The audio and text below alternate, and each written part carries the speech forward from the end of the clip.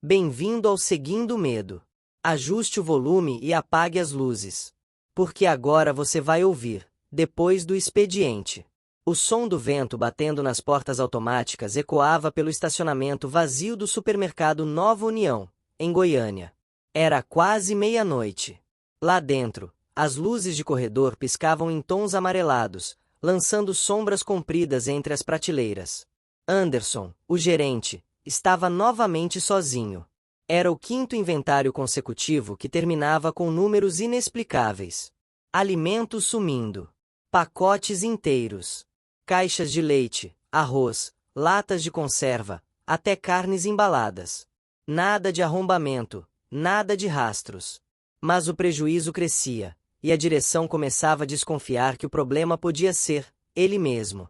Anderson era um homem metódico, sério, 42 anos, conhecido por não deixar nada escapar. E agora, aquilo corroía. Jurava a si mesmo que encontraria o culpado, nem que tivesse que dormir dentro daquele supermercado. Na manhã seguinte, reuniu os funcionários. O clima era pesado. Senhores, alguém aqui está roubando. Disse, firme, encarando um por um. Silêncio total. O barulho dos refrigeradores era o único som que preenchia o ar. Os olhares se desviavam, tensos. Entre os suspeitos, estavam Rogério, o açougueiro brincalhão, Márcia, a moça do caixa sempre gentil, Gustavo, o estoquista novo, calado demais, segundo Anderson. Ele começou a anotar horários, revezamentos, entradas e saídas. Fez questão de conferir as câmeras antigas mesmo sendo péssimas, mal posicionadas e falhavam constantemente, por isso havia pontos cegos demais. O orçamento apertado só permitia uma nova câmera, e ele instalou no corredor central, apontando para o depósito, onde os registros de perdas eram maiores. Mas os sumiços continuaram. Pior, as quantidades eram específicas. Pacotes de arroz, leite, frutas, enlatados, como se alguém estivesse vivendo de verdade com aquilo. Numa madrugada de chuva, Anderson resolveu ficar. Fingiu trancar o supermercado e se escondeu atrás do balcão do açougue, observando em silêncio. Apenas o som dos pingos nas telhas e o zumbido dos freezers. Por horas, nada. Até que, ouviu um rangido vindo do teto. De leve, como passos cuidadosos sobre o forro de alumínio. Seu coração disparou. Subiu em silêncio por uma escada lateral e acendeu a lanterna. Nada. Nenhum sinal de alguém. Mas o pó do forro estava marcado por pegadas de botas. Não, não pode ser. Murmurou. Na manhã seguinte, verificou as filmagens. Nenhum movimento visível, ninguém entrando. Mas, num frame rápido, às 3h12 da manhã, um pacote de arroz simplesmente desaparecia da prateleira, sem ninguém por perto. Como se fosse puxado por uma mão invisível. Anderson decidiu agir. Desligou os alarmes naquela noite e fingiu fechar como sempre. Mas ficou escondido na sala de monitoramento, observando as câmeras e o reflexo das luzes fracas no vidro. Às 2h47, um barulho metálico ecoou. Lento, arrastado, vindo do teto sobre o depósito. Ele pegou a lanterna, uma barra de ferro, e seguiu o som. Os passos sobre o forro se moviam, de corredor em corredor, até pararem sobre a câmara fria. Anderson percebeu uma pequena grade de ventilação fora do lugar.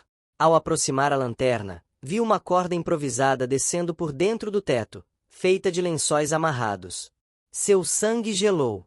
Alguém estava morando ali dentro. Com o coração acelerado, subiu a escada e abriu a tampa do forro. O fedor o atingiu como um soco. Latas abertas, embalagens rasgadas, restos de comida. E, ao fundo, uma pequena lanterna piscando ao lado de um colchão velho. De repente, uma voz rouca surgiu da escuridão. Você não devia ter vindo aqui, Anderson. A lanterna caiu da mão dele. A voz era familiar. Dubreu, um homem magro, sujo, de cabelos grisalhos, rastejou para fora. Nos olhos, uma mistura de insanidade e desespero. Na mão, uma faca de açougueiro. Anderson recuou, trêmulo. Quem é você? O homem deu um passo à frente. Você me conhece, me conheceu. Eu ajudei a erguer essas paredes. Eu e seu patrão éramos irmãos de alma. Era Jair, um pedreiro que, anos atrás, ajudara a construir o supermercado, e que depois simplesmente desapareceu. Jair tremia, os olhos fundos. Eles me esqueceram, Anderson. Me deixaram para trás. Aqui eu tenho o que preciso. Comida, abrigo, ninguém sente minha falta. Anderson tentou manter a calma. Podemos resolver isso. Eu posso te ajudar. Mas Jair não ouvia mais. Ajudar? Como ajudaram antes?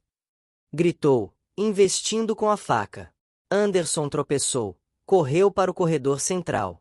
As portas estavam trancadas por dentro. O som da chuva do lado de fora abafava os gritos. As luzes começaram a piscar, uma a uma, até restar apenas o brilho azul das geladeiras. O homem avançava pelos corredores, entre as prateleiras. O reflexo da lâmina cintilava nas gondolas. Anderson agarrou um extintor e se escondeu entre os engradados de refrigerante. O som dos passos de Jair ecoava, lentos, ritmados. Anderson, ninguém vai ouvir você. O gerente conteve a respiração. O homem passou a poucos metros. Quando se virou, Anderson atacou. O extintor atingiu o braço de Jair, derrubando a faca. Os dois lutaram no chão. O barulho de prateleiras caindo, vidros quebrando, respiração ofegante. A faca deslizou até o corredor de frios. Jair tentou alcançá-la, mas Anderson foi mais rápido. Pressionou o rosto do homem contra o chão, usando o extintor como alavanca. O som de sirene se aproximou. Alguém havia ouvido os barulhos. Jair, ferido, olhou para ele com os olhos marejados. Eu só queria voltar para casa. E desmaiou. Dias depois, a polícia revelou o que ninguém imaginava. Jair havia morado ali por quase 3 meses, alimentando-se dos estoques noturnos e escondendo-se no forro. A câmera instalada por Anderson era justamente no único ponto cego que ele usava para descer à noite. Os jornais chamaram de o ermitão do supermercado. Mas, para Anderson, nada voltou ao normal. Ele ainda ouvia rangidos no teto, mesmo depois que o local foi reformado. Uma madrugada, já com o mercado vazio e silencioso, ele olhou para cima e jurou ver, entre as frestas das lâmpadas, um par de olhos observando do escuro. Em Goiânia, um supermercado virou abrigo de um homem esquecido. Mas às vezes, quem é esquecido pelo mundo encontra abrigo nas sombras. Aqui, no Seguindo Medo, cada história revela que o terror mais profundo está escondido onde menos esperamos. Até a próxima história. Se tiver coragem.